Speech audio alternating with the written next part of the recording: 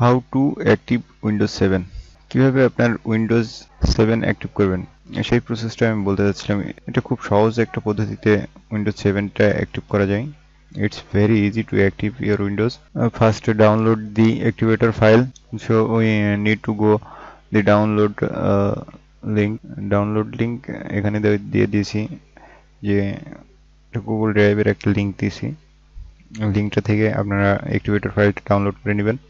ডিসক্রিপশনে ডাউনলোড লিঙ্কটা দিয়ে দিব। লিঙ্কটা কপি করে নিন, নিয়ে আপনার ব্রাউজারে লিঙ্কটা পেস্ট করুন। ফাইলটা চলে আসছে, ফাইলটা ডাউনলোড করে নিন। এটা একটি অ্যাক্টিভেটর ফাইল ডাউনলোড হয়ে গেছে। এই দেখুন ডাউনলোড ফাইলটা, এটা এখন আনজিপ করে নিন। এখানে একটা পাসওয়ার্ড দেওয়া আছে, পাসওয়ার্ডটা হচ্ছে উইন্ডোজ। পাসওয়ার্ড আমি টাইপ করে দিচ্ছি উইন্ডোজ, WINDOWS উইন্ডোজ। পাসওয়ার্ডটা এখানে পেস্ট করে দিন। দেখেন ফাইলটা